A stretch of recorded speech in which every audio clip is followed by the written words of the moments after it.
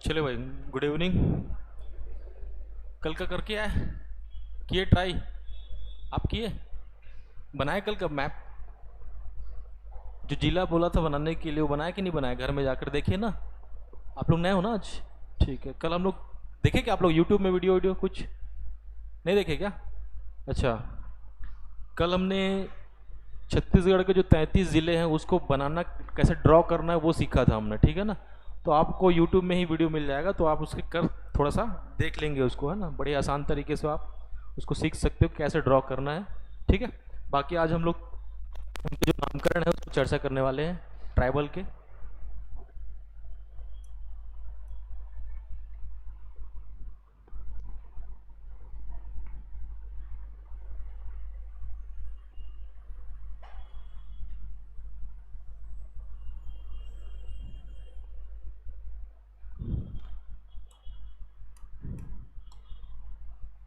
ठीक।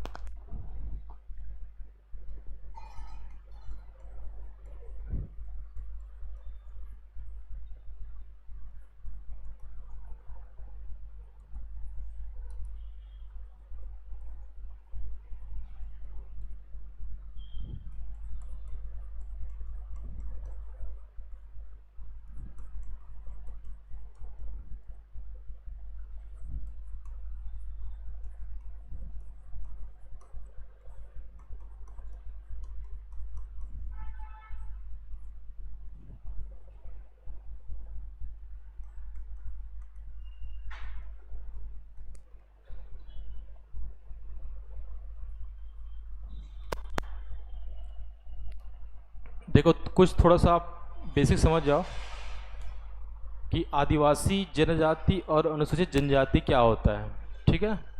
आपने थोड़ा सा सुना होगा इसके बारे में, ये वर्ड सुने तो हो ना कहीं कि भाई आदिवासी क्या होता है, जनजाति क्या होता है, अनुसूचित जनजाति क्या होता है। थोड़ा सा माइनर चेंजेस है इसमें, ठीक है? माइनर थोड़ा सा आप समझ सकते हैं। सिंपल सी बात है कि जो आदिवासी है, इंडिजिनस पीपल जो बोलते हो आप इंग्लिश में, आदिवासी, आदि का मतलब होता है प्राचीन, एंशियंट, और वासी मतलब निवास करने वाले।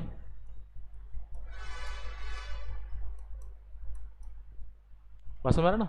मतलब ऐसे लोग जो प्राचीन समय से क्या कर रहे हैं, निवास कर रहे हैं। समझ रहे ना? जो प्राचीन समय से निवास कर रहे हैं, ऐसे लोगों को हम आदिवासी शब्द से संबोधित करते हैं, ठीक है?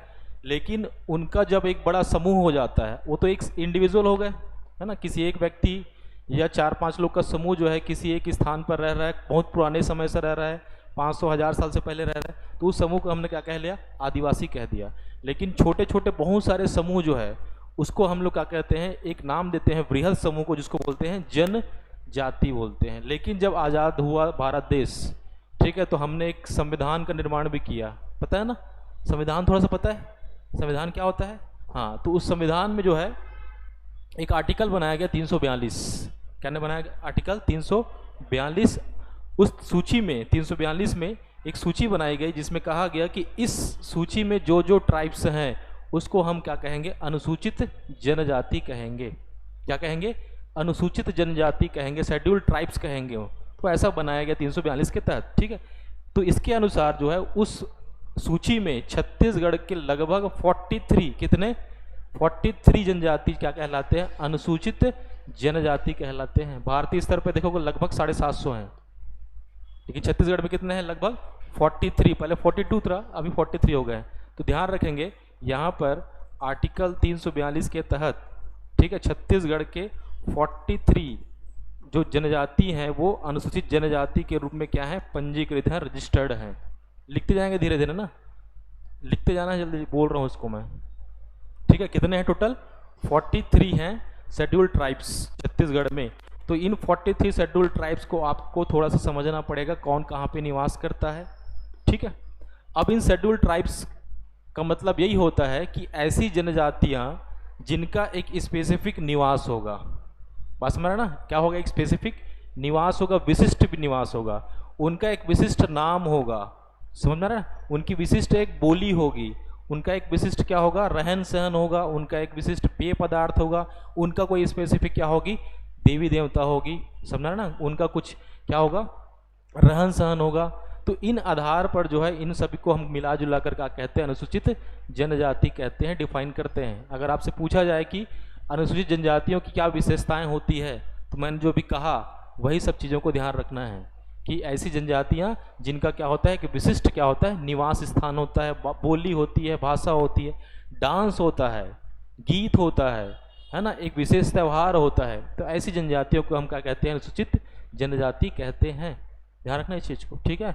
ऐसा नहीं है कि फैक्ट याद करके गए, थोड़ा सा आपको समझ में भी आना चाहिए चीज़ें, ठीक। ध्यान रखेंगे चीज़ को। अब ध्यान देंगे हम लोग कि कुछ हम जनजातियों के बारे में यहाँ पे चर्चा करने वाले हैं, और सबसे बड़ी जो जनजाति है वो है आपकी गोंड। कौन है? गोंड, ठीक है। राष्ट्रीय स्तर पर देखेंगे तो सबसे बड़ी जनजाति एक होती है भील और एक होती है गोंड। क्या नाम है? गोंड और एक होती है भील, ठीक है। ध्यान रखना चीज में। लेकिन अगर आप देखें कि मैक्सिमम जो जनजातियां हैं उनका उदय माना जाता है कि गोंड से हुआ है ना, कि सबसे बड़ी जनजातीय समूह किसको मानते हैं हम लोग? गोंड को मानते हैं। और ऐसा मानते हैं कि छत्तीसगढ़ की जो मैक्सिमम जो जनजातियां हैं उनका उदय ही गोंड से हुआ है। जैसे कि मान लो कि बात हमने कहा कि एक शासन करता थे गोंड, मतलब कौन शासन कर रहा था यहाँ पे? गोंड शासन कर रहे थे। लेकिन गोंड ने क्या किया, अपनी आवश्यकताओं की पूर्ति के लिए बहुत सारे लोगों को या लोगों के समूह को लेकर आए। जैसे कि मान लो कि बात गोंड ने एक समूह को लेकर आया जो उसके लिए मेडिसिन का काम करता था, मेडिसिन का काम कर, डॉक्टरी का काम कर रहा है। बात समझा रहा ना क्या बोल रहा हूँ मैं? कि एक जो है शासन करने वाले लोग हैं वो गोंड शासक हैं, ठीक है ना। वो क्या करेंगे, अपने लिए एक समूह का निर्माण करते हैं या एक ऐसे समूह को चिन्हांकित करते हैं जो उनके लिए डॉक्टर का काम करते हैं। तो उसको उन्होंने कह दिया, क्या कह दिया? बैगा कह दिया। क्या बोले? बैगा कह कर आए, ठीक है। तो एक समूह उनके लिए क्या काम कर रही है? उनके लिए सेना का काम कर रही है, सैनिक का काम कर रही है, समझा ना। उनके लिए सुरक्षा प्रदान करने का काम कर रही है। अलग अलग युद्ध पद्धति है उनके पास, गोरिल्ला युद्ध पद्धति है। तो उस जनजाति को उन्होंने कहा कंवर, है ना, कंवर कहा, ठीक है। हालांकि उनकी उत्पत्ति वो मानते हैं कि कौरव से हुई। कौरव समझते हो ना, महाभारत, कौरव से उनका शब्द आ गया, कंवर आ गया, ठीक है। अब ये सैनिक हैं, तो सैनिक जो है ऐसे तो लड़ेंगे नहीं, उनके लिए कुछ अस्त्र शस्त्र चाहिए होगा, तो धनुष और निर्माण करने वाली जनजाति होगी, ठीक है। तो एक जनजाति है जिसका काम ही है धनुष और बाण का निर्माण करना, जिसको आप बोलते हो धनवार। क्या बोलते हो? धनवार, मतलब धन से धनुष और वार से बाण। तो धनुष और बाण बनाने वाली जनजाति क्या कहलाएगी? धनवार कहलाएगी, ठीक है ना। इसके अलावा जो जनजातियां ऐसी है जो उसके लिए बर्तन बनाती है। अब बर्तन तो पहले तो बनेगा नहीं कांसे वासे का, है ना, स्टील तो था नहीं उस समय। तो एक जनजाति क्या करेगी, उनके लिए बर्तन बनाएगी, लेकिन बांस का बर्तन बनाएगी। तो वो वहीं पे रहेगी, आसपास ही रहेंगे लोग, ठीक है। वो जनजाति कहलाएगी आपके लिए सौता, समझ में ना। अब इन गोंड राजाओं के लिए एक जनजाति क्या करेगी, कृषि का काम करेगी, उसको बोल देंगे पाव। बस हमारा क्या बोल रहा हूँ, मतलब गोंड से ही मैक्सिमम जनजातियों का उदय हुआ है भाई, मैक्सिमम, ठीक है ना। इस बात को ध्यान रखेंगे। लेकिन यहाँ पे थोड़ा सा वन बाय वन आप हम लिखेंगे यहाँ पे कि गोंड जो शब्द आया है ये आया है कोंड से। कहाँ से आया? कोंड से आया है, ठीक है। तेलुगु में बोलते हैं इसको। ये भाषा कौन सी है? तेलुगु की है। तेलुगु में जो है पहले इसको बोला जाता है कोंड, ठीक है। और कोंड का मतलब होता है पर्वत या माउंटेन, पर्वत। क्या मतलब होता है इसका? पर्वत, ठीक है। इसका मतलब ये हुआ कि जो गोंड है अपने आप को क्या बोलते हैं? पर्वत वासी बोलते हैं। क्या बोलते हैं? पर्वत वासी बोलते हैं।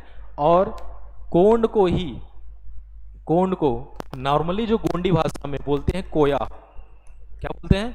कोया। और कोया से कहलाता है कोयतोर। क्या कहलाता है? कोयतोर कहलाता है, ठीक है। इंग्लिश वाले इंग्लिश में लिख लेंगे।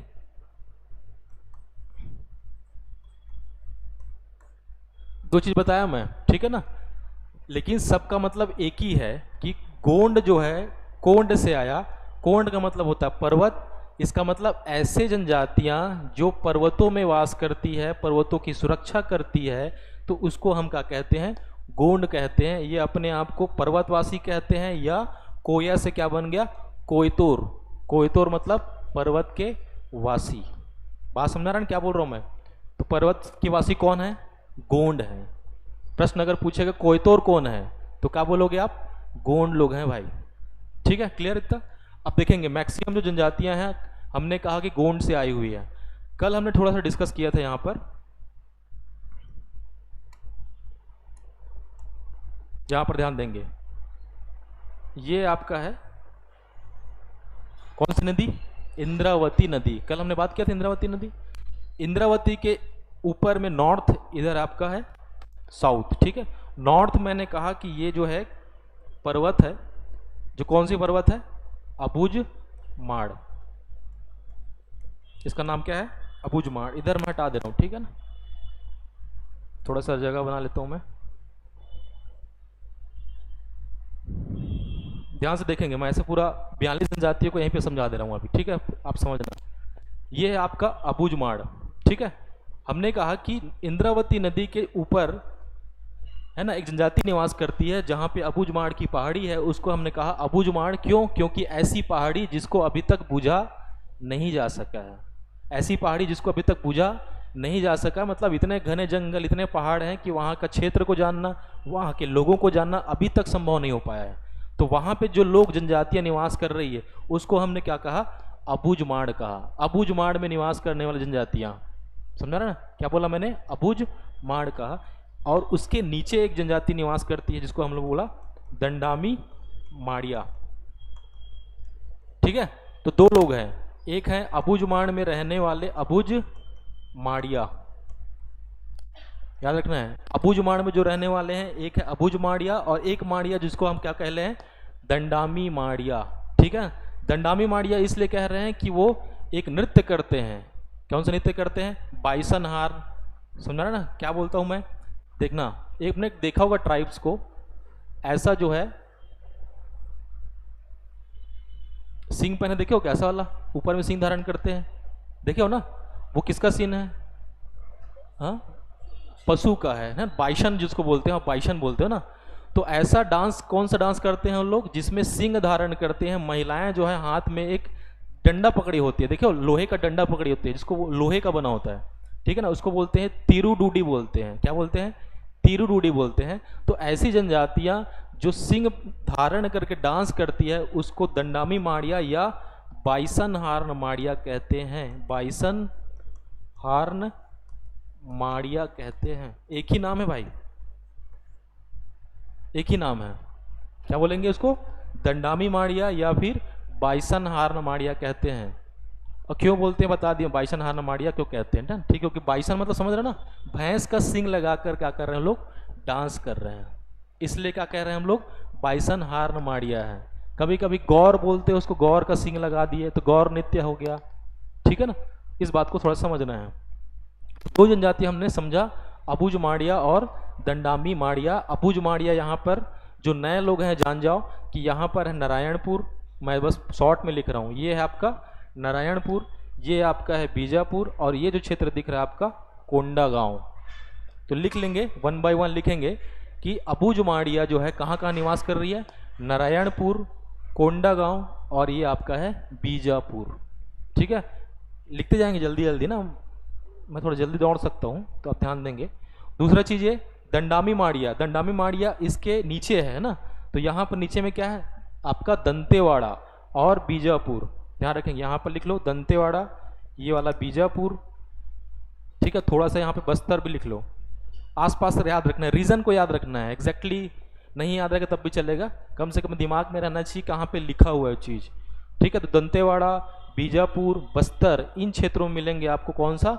दंडामी माड़िया या बाइसन हार माड़िया। ठीक, अब यहाँ पर देखेंगे ये वाला रीजन, मैंने कल बताया था कि ये रीजन कौन सा है? कोंडा गांव वाला रीजन है। ठीक है, ये कोंडा गांव और ये आपका नारायणपुर वाला रीजन। ठीक, यहाँ पर ध्यान देंगे, एक जनजाति है जिसका नाम है मुड़िया या मुड़िया भी बोल देते हैं कभी कभी, मुड़िया या मुड़िया कहते हैं। ठीक है, ये अपनी उत्पत्ति मानते हैं कहाँ से? मैं यहाँ पे थोड़ा सा इसको हटा दे रहा हूँ, मैं ये नोट कर लिया ना आप?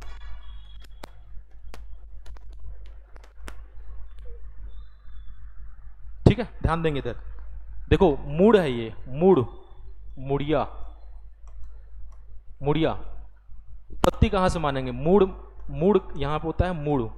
ठीक है, मूड। ठीक है, मूड से मतलब होता है पलाश का जड़, पलास जानते हो ना, पलास का पेड़, ठीक है ना, पलास का जो रूट होता है उसको कहा जाता है मूड़, ठीक है। तो अपनी उत्पत्ति मानते हैं लोग पलास के जड़ से, कौन, मुड़िया, ठीक है। इसलिए इनका नाम क्या पड़ गया है, मुड़िया पड़ गया है, उसको बोलते हैं मूड़। समझा ना, गोंडी में क्या बोलते हैं, पलास का जो जड़ है उसको बोलते हैं मूड़, ठीक है। तो गोंडी तो आप जानते नहीं हो, तो ये मान के चलो उन लोग जड़ को क्या बोलते हैं, मूड़ बोलते हैं। और मूड़ से उत्पत्ति हुई किसकी, मुड़िया, या आजकल शॉर्ट में आप लोग बोलते हैं मुरिया, ठीक है। इसका मतलब ये है कि मुरिया जो है मैक्सिमम जो कहाँ पे निवास कर रही है, कोंडा गांव में निवास कर रही है और नारायणपुर क्षेत्र में निवास कर रही है। लेकिन अबुझ माड़िया और दंडामी माड़िया और बाइसनहार माड़िया थोड़ा सा दूर में है, इधर दिख रहा है ना, दूर है। ये अबुझ माड़िया इधर है, दंतेवाड़ा वाला इधर है, ठीक है। अगर सड़क परिवहन की अगर बात करो तो हमसे सबसे ज़्यादा जुड़े हुए लोग हो सकते हैं, कौन हो, मुरिया हो। आपने कभी दंडामी माड़िया या अबुझ माड़िया तो नहीं सुना होगा, लेकिन मुरिया पक्का सुना होगा। सुने कि नहीं सुने हो, थोड़ा बहुत मुरिया के बारे में सुने होगे कि भाई मुरिया लोग रहते हैं, ये बस्तर में मुरिया लोग रहते हैं। क्यों, क्योंकि ये लोग मैदानी क्षेत्रों में रहते थे, ये लोग पहाड़ी क्षेत्रों में रहते हैं, इसलिए ये इनका आपको इन्फॉर्मेशन उतना नहीं मिल पाता है। आज तो अब सोशल मीडिया हो गया तो आप जानते हैं इन सब के बारे में, लेकिन ध्यान रखेंगे आगे पता चलेगा कि मैं क्या बोलने वाला हूँ अभी, ठीक है ना, क्लियर है यहाँ तक। तीसरा जो जाति जिसका नाम है आपका मुरिया या मुरिया बोलते हैं, ठीक है। इसके बाद ध्यान देंगे आप यहाँ पे, ये हो गया, इसको मैं थोड़ा सा हटा दे रहा हूँ, ठीक।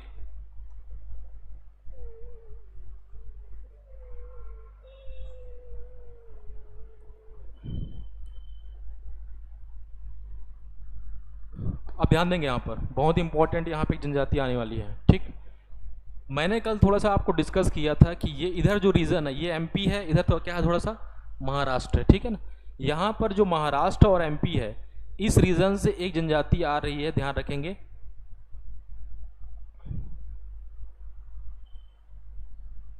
ये पूरे रीजन पे, ठीक है ना। महाराष्ट्र इधर आपका दिखेगा राजनांदगांव, क्लियर है, कल का जिला ना थोड़ा सा राजनांदगांव। इधर आपका दिख रहा है कौन सा, बालोद दुर्ग वाला दिख रहा है, धमतरी, नीचे आपका है कांकेर, इधर आपका दिख रहा है बस्तर, ठीक है ना। कहाँ तक बोला मैं, इधर बस्तर पकड़ लो, राजनांदगांव, दुर्ग, बालोद, कांकेर, ये आपका है धमतरी, क्लियर है इतना। यहाँ से जनजाति ट्रांसफर होकर छत्तीसगढ़ में आ रही है, इस जनजाति का नाम है हलबा। क्या नाम है, हलबा,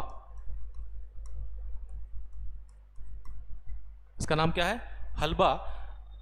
ध्यान देंगे, इसका मतलब हलबा जो है आपको महाराष्ट्र रीजन से भी आता हुआ दिख रहा है और छत्तीसगढ़ में भी है। तो हलबा की अगर उपजाति अगर आपको पढ़ना होगा तो आप ध्यान रखेंगे, एक हलबा जिसमें मराठी का प्रभाव है उसको हम बोलते हैं मरेठिया। क्या बोलते हैं, मरेठिया, जिसमें किसका प्रभाव है, मराठी का प्रभाव है, बात समझ रहे ना, मरेठिया। दूसरा जो छत्तीसगढ़ में है उसको बोलते हैं आप छत्तीसगढ़िया। क्या बोलते हैं उसको, छत्तीसगढ़िया। और एक है आपका नरेठिया भी बोलते हैं एक को। कुछ कुछ नाम आपको याद रखने पड़ेंगे, ठीक है ना। इसका मतलब ये समझ जाएंगे कि हलबा जो है इस पूरे रीजन में आपको देखने को मिलेगा। और मैक्सिमम अगर हलबा अगर देखेंगे आप तो कांकेर और बालोद में है। किसमें है, कांकेर और बालोद में देखेंगे। और हलबा जो शब्द है ये थोड़ा समझ जाओगे, हलबा देखो यहाँ पे नाम से ही थोड़ा सा मैं बता देता हूँ, याद हो जाएगा आपको। हल समझते हो ना, हल, और एक होता है बा, ठीक है ना। इसको बहुत ट्रिक से बनाया था मैं बाद में, लेकिन वो थोड़ा सा समझ जाओगे आप, ठीक है। मॉर्निंग वाले सब इंग्लिश, हिंदी इंग्लिश में इसको सीख गए हैं। हल का मतलब आप समझ गए ना, हल, हल तो जानते हो, और यहाँ पे जानना है बा। हल मतलब ऐसी जनजातियाँ जो क्या करती है, हल चलाती है, हल चलाती है। अपनी उत्पत्ति लोग हल से मानते हैं, ध्यान रखना इस चीज़ को। अपनी उत्पत्ति किससे मानते हैं, हल से मानते हैं, मतलब ये लोग खेती करेंगे, ठीक है। दूसरी जो है इनकी जो वाइफ है, पत्नियां हैं, बस याद रखना है बहाना। बहाना जानते हो क्या, जिसे कूटते हैं, मूसल और बहाना सुने, मूसल और बहाना, जिसे कूटते हैं सामान को। अब तो मिक्सी आ गया है, लेकिन पहले कूटते थे सामान को, याद है, छोटा खलबट्टा जिसको बोलते हो ना, लेकिन बड़ा शेप उसको बोलते हैं बहाना, जो जमीन में गड्ढा करके कूटते थे उसको बोलते हैं बहाना। इसका मतलब ये है कि ये हल चलाकर खेती करके पैदा करते थे छत्तीसगढ़ में धान। क्या पैदा करते थे, धान। मैक्सिमम छत्तीसगढ़ में क्या होता है, धान ही तो होता है। अब इस धान से क्या कर सकते हैं लोग, बहाना से कूट कर बना सकते हैं लाई। लाई जानते हो क्या, खाते हैं लाई, या फिर बना सकते हैं पोहा, या पोहा बोलना उचित नहीं है, चिवड़ा बोल सकते हैं उसको, बनने के बाद पोहा बोलते हो ना। तो ये क्या बनाते हैं, इसे कूट कर चिवड़ा बनाते हैं। इसका मतलब ये हुआ कि कौन सी जनजाति पोहा बनाने का काम करती है, तो क्या बोलोगे भाई, हलवा। ध्यान रखेंगे इस चीज को, कई बार पूछा गया है। कौन सी जनजाति अपनी उत्पत्ति हल से मानती है या खेती करती है, तो क्या बोलोगे, हलवा ही है। मतलब मैक्सिमम पुरुष जो हैं हल चलाएंगे और खेती करेंगे, और महिलाएं क्या कर रही है यहाँ पर, उससे क्या बना रही हैं, लाई बना रही हैं, चिवड़ा बना रही हैं, कभी कभी सूजी भी बनाते थे इन लोग, जो कूटा हुआ चीज़ है ना उससे सूजी भी बन जाता था चावल से। ठीक है, तो इसको थोड़ा सा दिमाग में रखेंगे, इस ट्रिक को थोड़ा दिमाग में रखेंगे, आपको चीज़ें याद हो जाएगी। क्लियर इतना। अब ध्यान देना यहाँ पे, और एक चीज़ बता रहा हूँ मैं, हलवा का ही। अब ये हलवा जो है यहाँ पे निवास कर रहे हैं मैक्सिमम बालोद और कांकेर में। ठीक है, कहाँ पे निवास कर रहे हैं, बालोद और कांकेर में। बालोद और कांकेर में आप देखोगे मैक्सिमम जो आप बालोद और कांकेर में देखोगे एक प्लांट है, उस प्लांट का नाम है भिलाई स्टील प्लांट। क्या नाम है उसका, भिलाई स्टील प्लांट। जानते हो क्या भिलाई स्टील प्लांट, सुने हो ना। भिलाई स्टील प्लांट कहाँ पे है, भिलाई में है, लेकिन इसका जो रॉ मटेरियल आता है वो कहाँ से आता है, बालोद जिले के दल्ली राजरा से आता है। दल्ली राजरा, महामाया, आरी डोंगरी कांकेर में है। आरी डोंगरी सुने हो क्या, कि नहीं सुने हो, बता देता हूँ मैं, सुने नहीं होगा तो यहाँ पर है दल्ली राजरा, दल्ली राजरा कांकेर में है। आरी डोंगरी, आरी डोंगरी क्या है, आरी डोंगरी है। ठीक है, ये हो गया पहला केस कि यहाँ पर क्या है, एक नंबर 1 केस कि यहाँ पे माइंस है। कहाँ पर, बालोद और कांकेर के आसपास माइंस है। दूसरा केस, बालोद में बहुत सारे आप देखेंगे कि उपजाऊ भूमि है। उपजाऊ मतलब इधर पे आप देखोगे, थोड़ा सा मैं बता रहा हूँ ना, कि यहाँ पर कन्हारी मिट्टी है और लाल पीली मिट्टी है, जिसको आप बोलते हैं मटासी। क्लियर है यहाँ तक। इसका मतलब यहाँ पर एग्रीकल्चर के लिए भी अच्छा होगा, एग्रीकल्चर के लिए भी क्षेत्र अच्छा होगा। ठीक है, सुनते जाओ बस। तीसरा चीज जानना, यहाँ पर बहुत सारे डैम हैं, जिसको आप सुने हो तांदुला, सुने हो क्या, पेपर वेपर में तांदुला डैम सुने हो। तांदुला एक डैम है, तांदुला डैम है। यहाँ पर दूध नदी है, कुछ कुछ आपको गोंदली जलाशय, बहुत सारे जलाशय भी हैं यहाँ पर। इसका मतलब ये समझ में आ रहा है कि यहाँ पर माइंस भी है, एग्रीकल्चर भी है, डैम भी है, जिससे सिंचाई हो रहा है। इन सारे फैक्टर है कहाँ पे है, बालोद और कांकेर में देखने को मिलते हैं। और वो जहाँ पे ये चीज़ें हैं वहाँ पे कौन सी जनजाति निवास करती है, हलबा। इसका मतलब उस जनजाति के इकोनॉमिक डेवलपमेंट के लिए बहुत सारे फैक्टर है वहाँ पे। बात समझ रहे ना, इकोनॉमिक डेवलपमेंट के लिए वहाँ पे बहुत सारे फैक्टर हैं भाई। ऑब्वियस सी बात है, किसी जनजाति को अगर रोजगार मिल गया, माइंस में खेती है उसके पास, अच्छे से क्या है, खेती बाड़ी है, तो डेफिनेटली उसका पर कैपिटा इनकम ज़्यादा होगा ही। सिंपल सी बात है। आपको काम मिलेगा, काम मिलेगा इसका मतलब बेरोजगारी खत्म हो जाएगा, रोजगार मिल जाएगा, रोजगार का मतलब पैसा।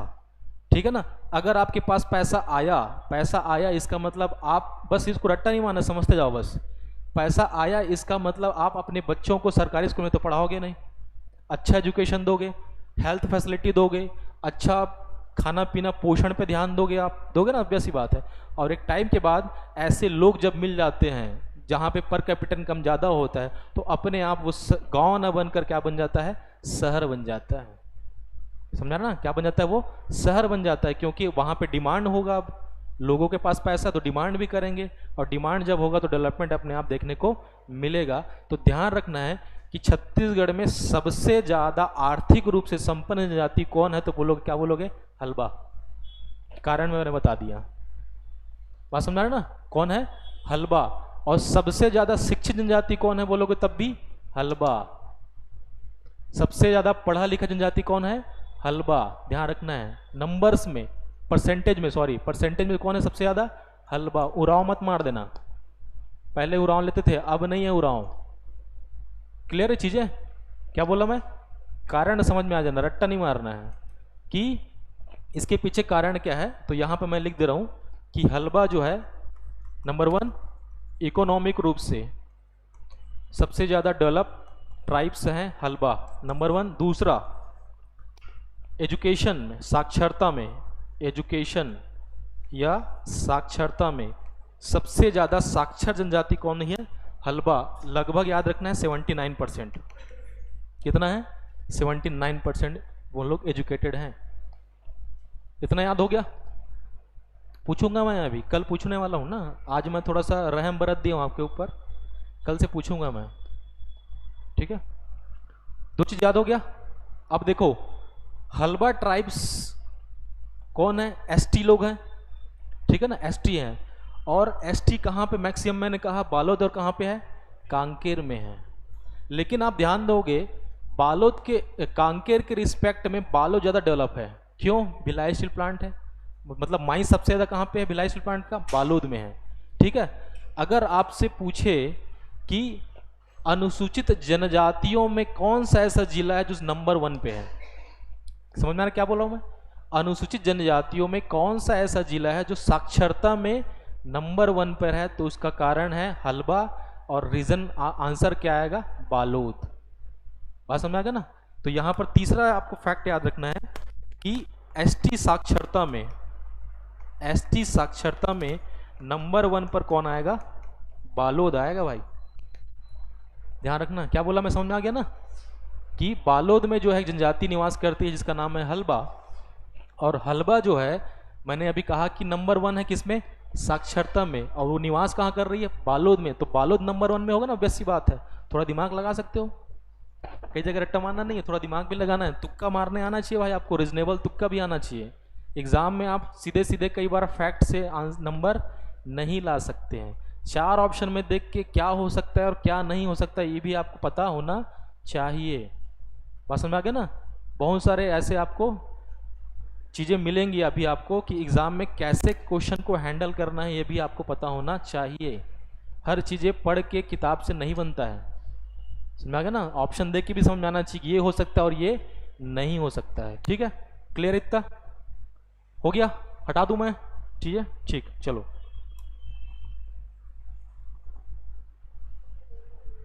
आप इसको अच्छे से नोट करना एकदम, ताकि आपको पढ़ने के लिए अच्छा बने।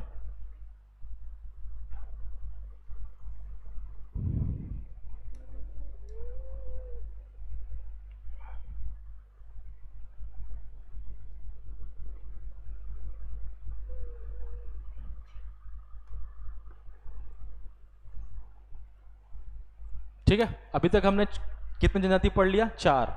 अबूझ माड़िया, दंडामी माड़िया, मुड़िया और हलबा। अब देखना आगे का, ये रीजन, ये आपका है बस्तर। क्या है? बस्तर जिला, पता है ना बस्तर? अब यहां पर ध्यान रखना, एक जनजाति का नाम है भतरा, एक नाम जनजाति का नाम है परजा, और इसी के साथ साथ एक आएगा धुरवा।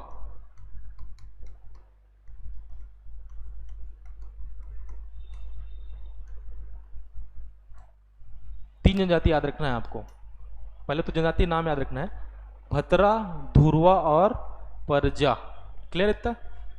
अब थोड़ा सा एक कहानी बता रहा हूं, सुनना थोड़ा सा। ये आपका है छत्तीसगढ़, और छत्तीसगढ़ के नीचे में है आपका आंध्र प्रदेश और तेलंगाना। तेलंगाना तो बाद में बना, 14 में बना। सिंपल से जान जाओ, पहले एक आंध्र प्रदेश था, ठीक है?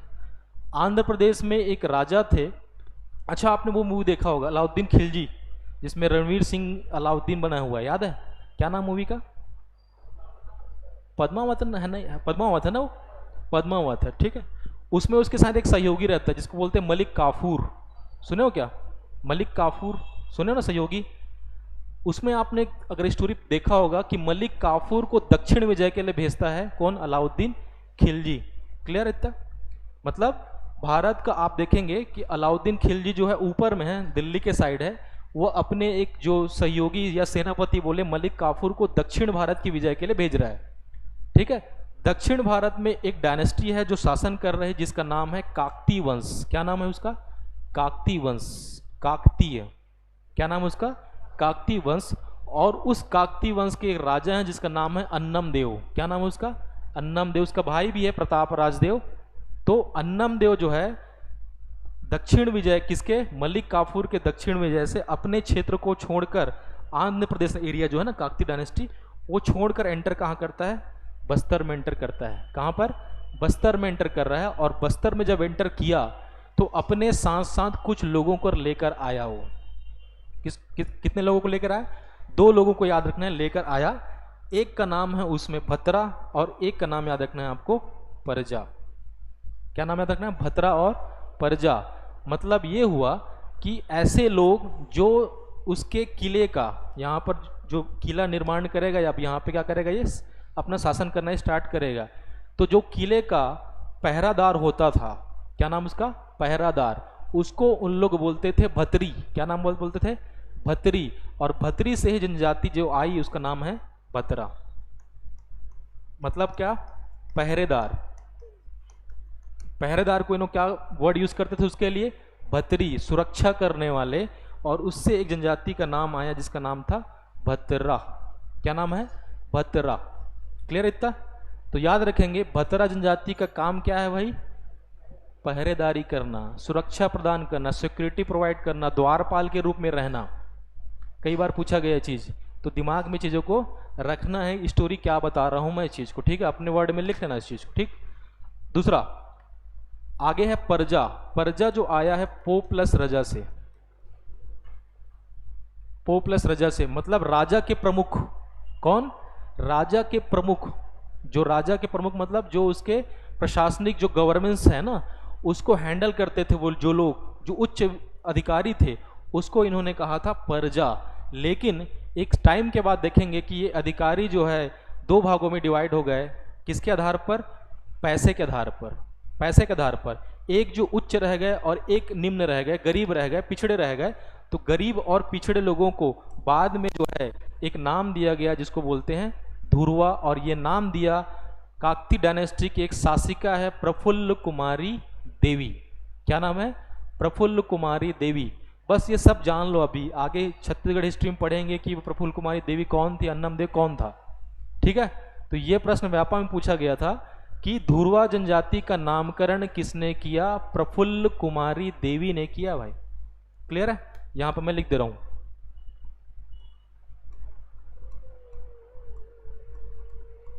प्रफुल्ल कुमारी देवी, जिसने क्या किया? धुरवा ट्राइब्स का नामकरण किया है। धुरवा, प्रफुल्ल कुमारी देवी। लिखते जाना है जल्दी जल्दी।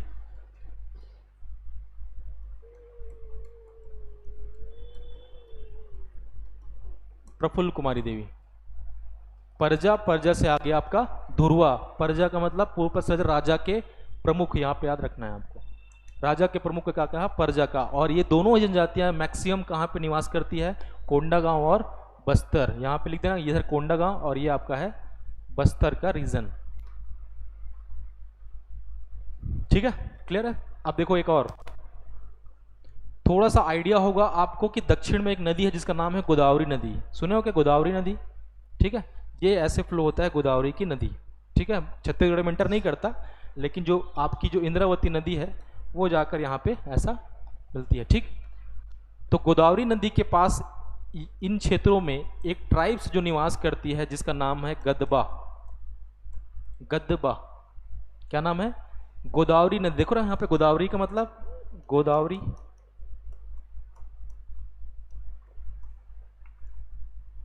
क्लियर है यहां तक? तो गोदावरी नदी के पास निवास करने वाली जनजाति क्या कहलाएगी? गदबा। और दिमाग में अगर नहीं आए, कई बार पूछा गया है कि गदबा ट्राइब्स कहां पे रहती है, उत्तर में रहती है कि दक्षिण में रहती है? ध्यान रखना ये वाला वर्ड, ब से बस्तर। अगर दिमाग में नहीं आया ना तो ब याद रखना, ब से बस्तर है भाई, बस्तर में ही रहती है। और इसका बस्तर में कोई स्पेसिफिक एरिया नहीं है भाई, पूरे बस्तर क्षेत्र में बिखरे हुए रूप में रहते हैं। कौन? गदबा ट्राइब्स। कई बार पूछा गया है कि गदबा ट्राइब्स छत्तीसगढ़ के किस क्षेत्र में रहती है, किस संभाग में रहती है? तो कहां पे रहती है वो? बस्तर संभाग में निवास करती है। उसका नाम है गदबा ट्राइब्स। क्लियर है इतना? आगे यहां पर है सुकमा, यहां पर दंतेवाड़ा। यहां पर एक जनजाति है जिसका नाम है दोरला। इसका नाम क्या है? दोरला, ठीक है? यहां पे याद रखना है। अभी मैंने बताया था कोया, याद है? कोया अभी जस्ट बताया था। ये आया है दोरा प्लस कोया से। दोरा प्लस कोया से। दोरा प्लस कोया। दोरा का मतलब होता है पंचायत के प्रमुख, और कोया का मतलब तो पता ही है, गोंड, है ना? मतलब गोंड ट्राइब्स में जो समूह पंचायतों में डिसीजन देने का काम करती थी उसको हम लोग कहते थे दोरला। क्या कहते थे उसको? दोरला कहते थे। तो वहां से दोरा प्लस कोया, तो यहाँ पे आ गया दोरला। ये दोरला रहती है सुकमा, और आप पे याद रखना है बीजापुर और थोड़ा सा दंतेवाड़ा, 3 जगह याद रखना है। बस्तर भी हो सकता है कुछ कुछ, लेकिन एरिया याद रखना है, रीजन को याद रखना है भाई। एज एग्जैक्टली आप रट्टा नहीं मार सकते, बस थोड़ा सा ध्यान रखना है कि वो जनजाति मैंने कहाँ पे लिखा है, ठीक है ना। अब एकदम रट्टा मारने मत जाना कि बस्तर में, कोंडागांव में, बीजापुर में, ऐसा नहीं, आप बना लोगे। आपको बस ये पता होना चाहिए कि दोरला मैंने कहाँ पे लिखा है, ऐसा नहीं कि दोरला यहाँ पे लिख दिए, फंस जाओगे ऐसे में। तो जहाँ पे जो जिला बताया गया है दोरला का, वहीं पे लिखना है उसको। क्लियर इतना? ठीक है, आगे नेक्स्ट मैं यहां बता रहा हूं।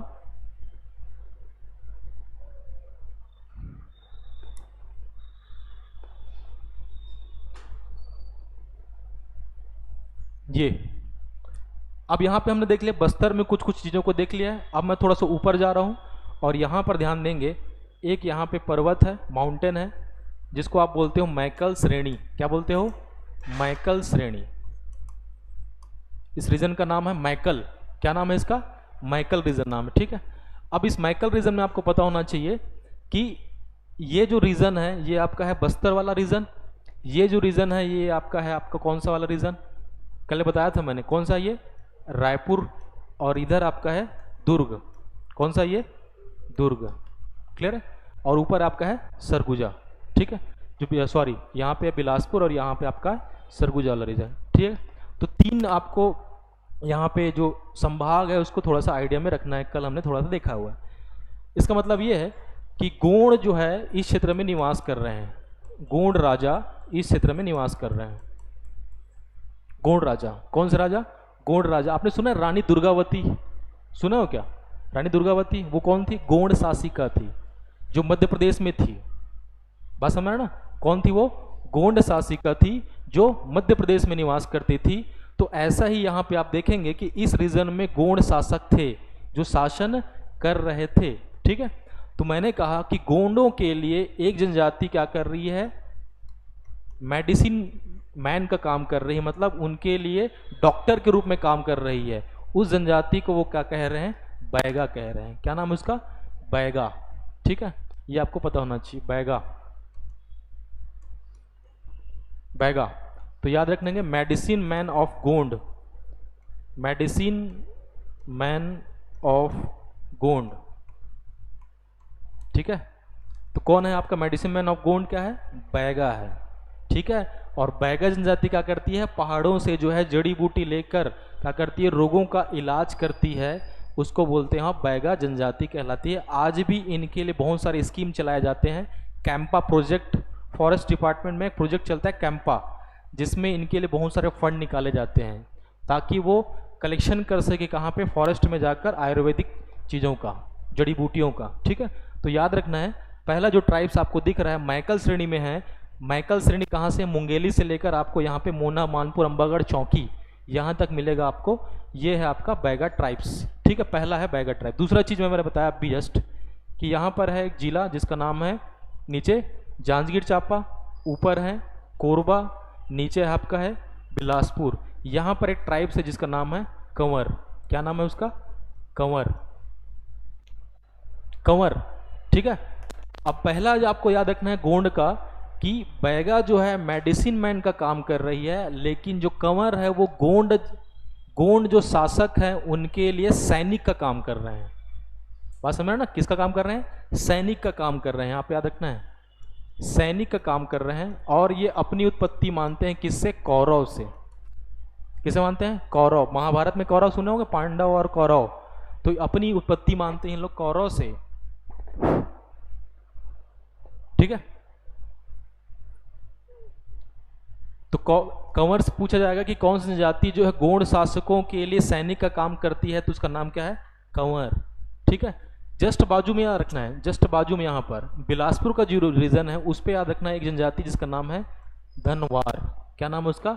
धनवार। क्या कर रहे धनवार इसके लिए? देखो यहाँ पे धन प्लस वार, धन का मतलब होता है धनुष और वार का मतलब होता है बाण। मतलब ये जनजाति क्या करेगी? गोंड शासकों के लिए धनुष और बाण बनाने का काम करेगी। क्लियर है? तो वहां से आ गया आपका धन वार आ गया। ठीक, इसी के जस्ट बाजू में आप याद रखना है सौता, एक जनजाति का नाम है आपका सौता, जो क्या कर रही है, इनके लिए सौता जो है बांस के क्या कर रही है, बर्तन निर्माण कर रही है। बांस का क्या कर रही है, बर्तन निर्माण कर रही है। उसका नाम क्या है आपका सौता। 1 बाय 1 याद रखते जाना है। क्लियर है। एक जनजाति आपको याद रखना है बिलासपुर में ही, इसका नाम है पाओ, जो क्या करती है, कृषि करती है। किसके लिए, गोंड के लिए। इसका मतलब यह है कि गोंड शासक अपने साथ बहुत सारे लोगों को, समूह को लेकर आए हैं, जो उनके अलग अलग काम को क्या कर रही है, निष्पादित कर रही है। क्लियर है। मतलब एक आदमी, एक समूह जो है उनके लिए डॉक्टर का काम कर रहा है, वो कहलाए बैगा। एक समूह उनके लिए सैनिक का काम कर रही है, वो कहलाए कंवर। एक उनके लिए धनुष बाण निर्माण कर रही है, वो है धनवार। एक उनके लिए खेती कर रही है, वो कहलाए पाव। एक उनके लिए क्या कर रही है, बांस के बर्तन निर्माण कर रही है, उसको हम लोग कह दिया सौता। क्लियर है। क्या बोला उन्होंने हमको, सौता कहा। क्लियर है। अब ध्यान देंगे, यहां पर है बैगा और यहां पर है कंवर। बैगा और कंवर को मिश्रित होने से एक जनजाति बनी, इसका नाम है भैना। क्या नाम है, भैना। याद रखना है, साइड में लिख लो कहीं पे कि बैगा और कंवर के मिश्रण से, है ना, मिक्स्ड होकर जो एक जनजाति बनी, जिसका नाम क्या बन गया, भैना। कई बार पूछा गया है, ये आपको फंसा देगा। 2 जनजाति दिया जाएगा और पूछा जाएगा कि निम्न में से जो है कौन से जनजाति, मतलब सॉरी, भैना जनजाति जो है कौन से 2 जनजातियों के मिश्रण से बना है, वो है बैगा और कंवर। तो मैप में ऐसा ही लिखना आप, ठीक है ना। मैप में दिखेगा कि यहाँ पे बैगा लिखा था और इधर क्या लिखा था आपका, कंवर लिखा था। तो बैगा और कंवर के मिश्रण से क्या बन गया था, भैना बन गया था। क्लियर इतना। ये भैना भी आपको मिलेंगे यहीं पे, जहाँ पे कंवर है, यानी कोरबा और बिलासपुर के रीजन में आपको मिलेंगे भैना। क्लियर इतना। बैगा और कंवर के मिश्रण से बन गए भैना। ठीक है। अब मैं इसको हटा रहा हूँ। हाँ, सौता देखो, पाव स्पेसिफिक रूप से बिलासपुर में है। पाव अगर पूछे तो डायरेक्टली याद रखना है, सीधे बिलासपुर में ही पाव है, और सौता बिलासपुर और कोरबा में है। क्लियर है। उस रीजन को याद रखना है थोड़ा सा। ठीक है, इतना भी क्लोज नहीं देगा वो। ऐसा नहीं कि सौता पूछ लेगा और बस्तर बोल देगा, वो आसपास ही देगा, बिलासपुर कोरबा। आपको ऑप्शन देख के क्लियर हो जाएगा, हाँ भाई आंसर यही हो सकता है। लेकिन स्पेसिफिक अगर पाव देखें तो बिलासपुर में ही है वो। ठीक, आगे देखना है यहाँ पे। अब यहाँ पर देखो, ये आपका है रायपुर का रीजन, बताया था मैं, रायपुर संभाग। यहाँ पर एक जनजाति निवास करती है, जिसका नाम है आपका बिंझवार। क्या नाम है आपका, बिंझवार। ये आपका है बलौदाबाजार, ये आपका है रायपुर, और ये आपका है महासमुंद। 3 जगह याद रखना है, बलौदाबाजार, रायपुर और महासमुंद। घर में जाकर और अच्छे से बना लेना मैप को। बिंझवार, बिंझवार का मतलब देखो, एक है आपका पर्वत जिसका नाम है विंध्य। सुने हो क्या, विंध्य कहाँ पे है, मध्य प्रदेश में। बात समझ रहे हैं क्या है उसको, मध्य प्रदेश में है विंध्य पर्वत। और इस विंध्य पर्वत में एक जनजाति निवास करती थी, जिसका नाम है बिंझवार। वो मतलब बिंझवार कहाँ से आए हैं, विंध्य पर्वत से आए हैं। और चूंकि ये विंध्य पर्वत से अपनी उत्पत्ति मानते हैं, इसलिए इनकी माता का नाम है विंध्यवासिनी। सुने हो क्या, विंध्यवासिनी। तो ये याद रखना है, ये अपनी उत्पत्ति जो है कहाँ से मानते हैं, विंध्य पर्वत से मानते हैं। इसलिए इनकी जो देवी है वो है आपका विंध्यवासिनी। बाकी आगे का भी चर्चा करेंगे हम लोग, बस यहीं पे मैं थोड़ा सा डिस्कस कर दिया हूँ कि यहाँ पर कौन रहते हैं, बिंझवार रहते हैं। इसका मतलब रायपुर, बलौदाबाजार और महासमुंद। आपने एक सुना होगा व्यक्ति का नाम वीर नारायण सिंह, सुना है क्या, वीर नारायण सिंह कौन सी जाति हैं, बिंझवार, है ना। सोना खान आप सुने होगे, सोना खान कहाँ पे, सोना खान बलौदाबाजार। तो याद आ गया, बलौदाबाजार में कौन सी जाति है, बिंझवार। बलौदाबाजार, महासमुंद और रायपुर, इस रीजन में आपको देखेगा एक जनजाति जिसका नाम है बिंझवार। ठीक है। अब देखेंगे इधर, यहाँ पर हमने कहा था गरियाबंद, और इसके बाजू में क्या कहा था मैंने, धमतरी। इस रीजन में जनजाति है, इसका नाम है कमार। कमार, क्या नाम है उसका, कमार। कमार जनजाति का नाम है कमार। क्लियर है। आप देखो अपनी उत्पत्ति कहाँ से मान रहे हैं, उत्पत्ति मान रहे हैं कमान। कमान जानते हो क्या, तीर कमान। कमान मतलब होता है धनुष टाइप का, है ना। कमान कौन सा कमान, शिव जी का कमान, शिव जी का कमान। ठीक है। तो ध्यान देंगे, जब ये शिव जी के कमान को मान रहे हैं, इसका मतलब ये जनजाति जो है अपना आराध्य देव भी शिव जी को आसपास मानेंगे, लेकिन बांस से इन लोग भी क्या करेंगे, धनुष निर्माण करेंगे। बात समझ रहे ना? तो ध्यान, नंबर 1 आपने देखा सौता जो बांस के बर्तन बना रही है, नंबर 2 धनवार जो बांस से धनुष और बाण बना रही है, और तीसरा कमार जो बांस से क्या कर रही है, धनुष भी निर्माण करेगी और बर्तन भी निर्माण करेगी।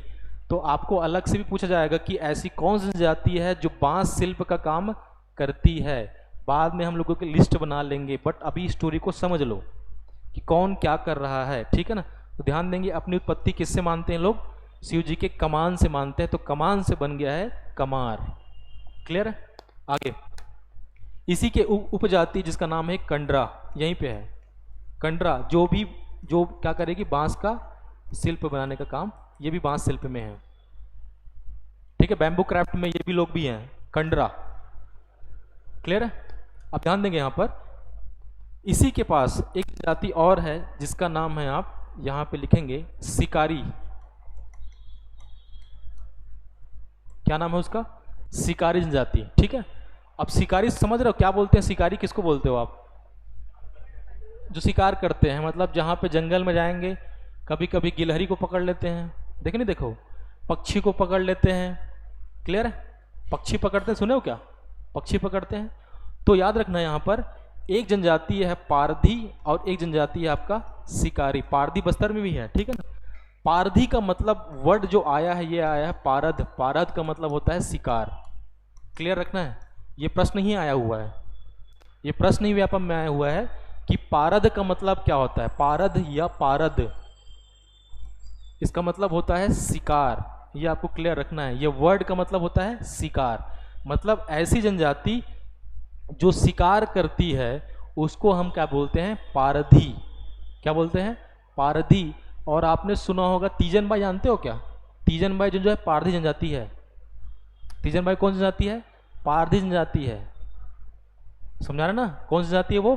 पारधी जनजाति। पूछा गया है चीज को, मैं अभी लिखाऊंगा आगे, हालांकि बस जान लो कि पारधी जनजाति है तीजन बाई, ठीक? अब यहां पर ध्यान देंगे, इसका मतलब यह है पारधी जनजाति शिकार करती है, लेकिन स्पेसिफिक रूप से ऐसा लिखा गया है कि काले पक्षियों का शिकार करती है। किसका शिकार करती है? पारधी जनजाति काले पक्षियों का शिकार करती है। और इसी के एक सहयोगी जनजाति जिसका नाम है शिकारी। क्या नाम है उसका? शिकारी। क्लियर है?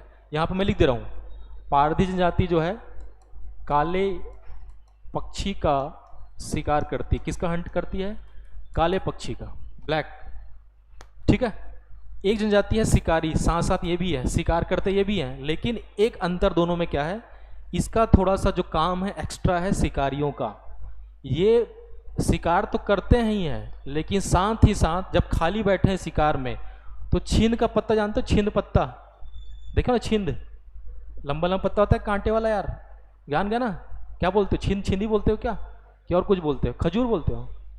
खजूर अलग होता है हालांकि ना, छत्तीसगढ़ में उसको छींदी बोलते हैं। तो उसके पत्ते से जो है इन लोग क्या करते हैं, चटाई और झाड़ू बनाते हैं। उसका पत्ता देखे हो ना, मिलता है मार्केट में 10 रुपए 20 रुपए में, तो उससे चटाई और झाड़ू बनाते हैं। नंबर 2 याद रखना है, क्या करते हैं? चटाई और झाड़ू बनाते हैं। क्या चीज? किससे? छींद के पत्ते से। नंबर 2 काम हो गया, एक शिकार करेंगे, एक क्या करेंगे? झाड़ू और चटाई बनाएंगे। तीसरा नंबर सोचो, इसका काम है शिकार करना, ठीक है? क्या काम है? शिकार करना। और शिकार के साथ साथ एक काम वही लोग और करते हैं, गांव में देखे होगा पहले जो है, गांव में अब पता नहीं आता कि नहीं आता है, भालू को पकड़ के लाते थे, याद है? भालू को पकड़ के लाते थे और बोलते थे कि उसका जो नाखून हम लोग देंगे, उसका आप क्या कर लोगे भाई? माला में धारण कर लेना। जानते हो क्या? माला बनाते थे यहाँ पे। या फिर शेर का नख जो होता नाखून, उसको दे देते थे यहाँ पे कि इससे नजर नहीं लगेगा। ये कहाँ से लाए? वो शिकार करने जब गए थे, उससे जो है बहुत सारे उनका नाखून को उन्होंने क्या कर दिया, अपने अधिकार में लिया, भालू के और अलग अलग जानवरों के, ठीक है? तो याद रखेंगे इस प्रकार के काम भी इन लोग करते हैं। और इन लोग और क्या काम करते हैं? आता है मोहनी बनाने का काम भी करते हैं। जानते हो मोहनी क्या होता है? मोहनी वशीकरण, बात समझ रहे ना। और वसीकरण में क्या होता है, यही सब डाल के देते हैं लोग कि भालू का ये नख है, उल्लू का ये एक नख है, इसको जो है किसी पाउडर में मिला खिला देना, या किसी को आपको लग रहा है कि इससे प्रेम करता हूं मैं तो उसका नाम बता दो, मैं उसके अंडर ले लूंगा। बात समझ रहे ना। तो ये 3 काम इन लोग करते हैं। नंबर 1 शिकार करेंगे, नंबर 2 झाड़ू और चटाई बनाएंगे, नंबर 3 जो है वसीकरण, या फिर क्या करेंगे, जो नाखून है या उनके जो पंजे हैं या जो भी पंख वंख हैं उससे क्या करते हैं, मार्केट में जो है उसको बेचकर अपना इकोनॉमी भी स्ट्रांग करते हैं लोग।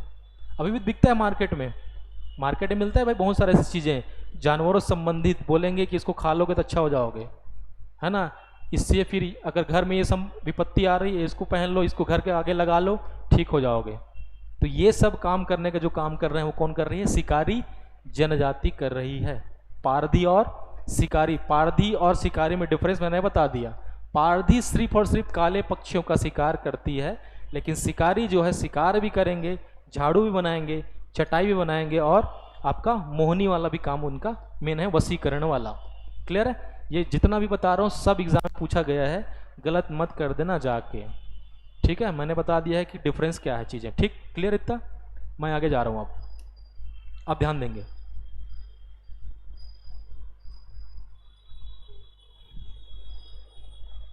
ठीक है, यहाँ पर ध्यान देंगे। जस्ट अभी मैंने चर्चा की यहाँ पे कमार, कंडरा, और एक चर्चा किया मैंने यहाँ पे अभी पारधी और शिकारी।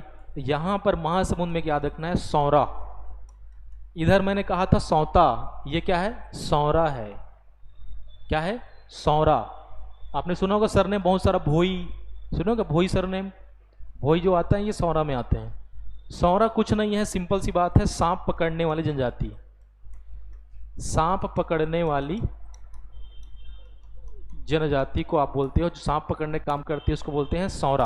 हालांकि आजकल नहीं है ना ये सब काम, बहुत इकोनॉमिकली इन लोग स्ट्रांग हैं अभी सौरा लोग, बहुत सरकारी कर्मचारी वही लोग हैं, ठीक है ना। आप देखेंगे, आप जितना भी ऊपर में देखते हैं, जैसे कि उरांव ट्राइब्स है यहाँ पे, उरांव, ये उरांव, ये सौरा, और ये रीजन में हलबा।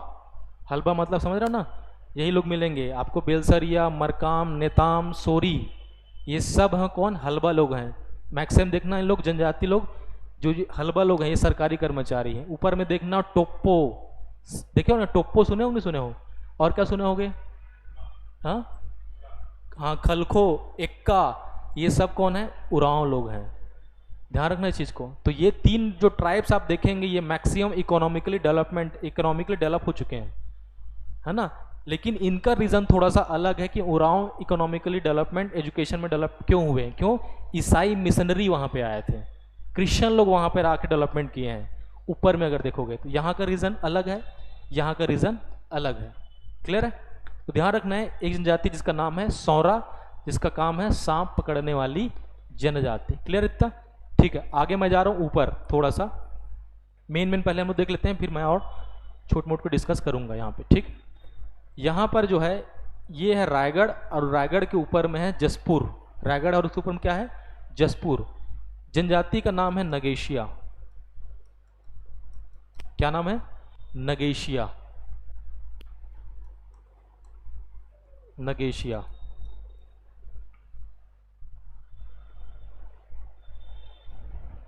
नगेशिया थोड़ा साउंड कर रहा है नगबशिया टाइप,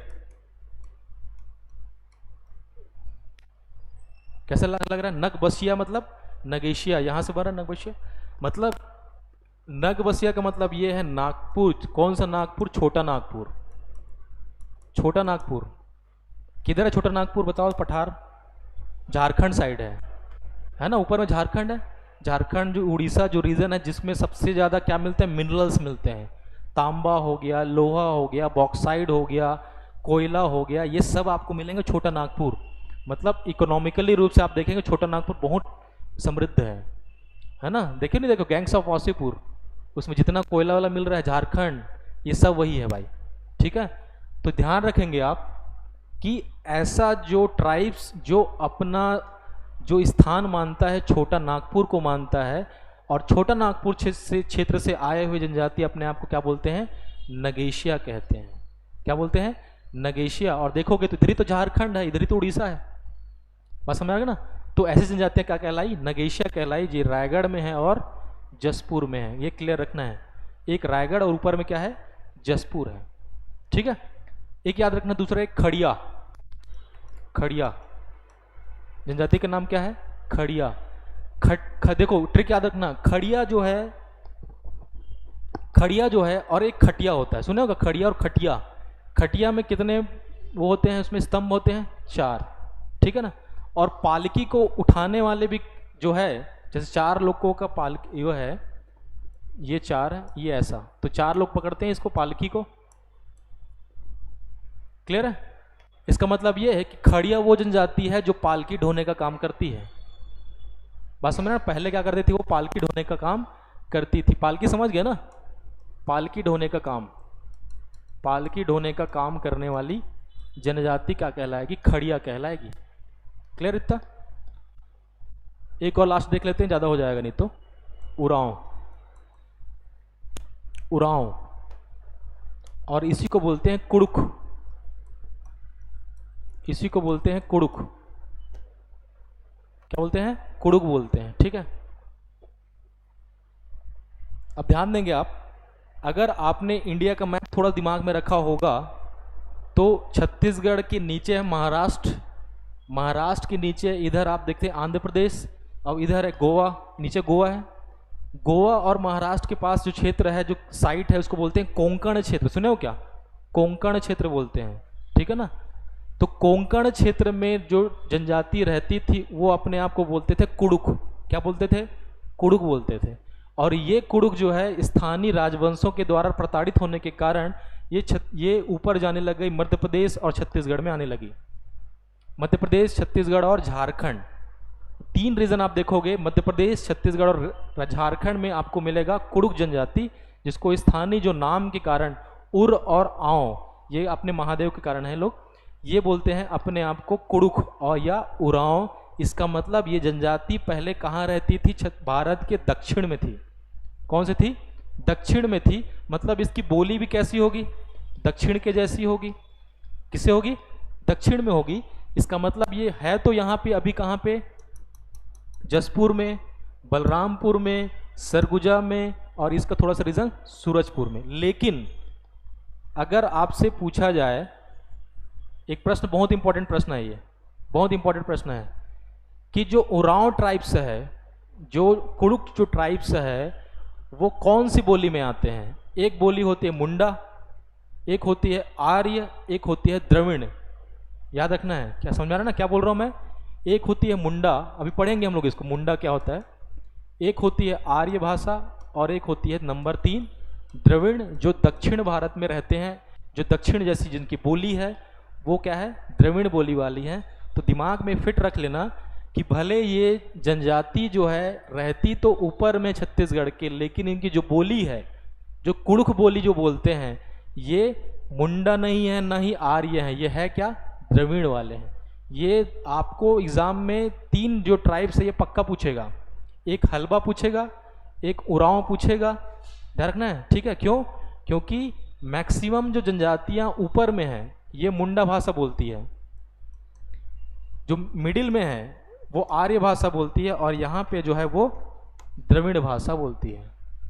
क्लियर है। लेकिन इसमें जो अपवाद आपको दिख रहा है, अपवाद क्या दिख रहा है आपको, उरांव। उरांव ऊपर में है जरूर, लेकिन ये मुंडा भाषा में नहीं आती है। कारण मैंने बता दिया है, यहीं फंसोगे। और जो अपवाद है उसको दिमाग में फिट कर लो। आपसे पीएससी में नॉर्मल चीजें नहीं पूछेगा कि यहाँ पे चलो बैगा है तो बैगा तो ये पता कर ले हुए, लेकिन आपसे पूछेगा ये वाला, ताकि आधे से ज्यादा बच्चों लोग को यही निपटा दिया जाए। बात समझ आ गया ना। तो द्रविड़, ये सॉरी उरांव या कुड़ुक किस में कौन सी बोली में आएंगे, द्रविड़ में आएंगे भाई। क्लियर है। बाकी हम लोग कल देखते हैं, इतना आप पढ़ के आइए, ज़्यादा हो जाएगा नहीं तो, ठीक है।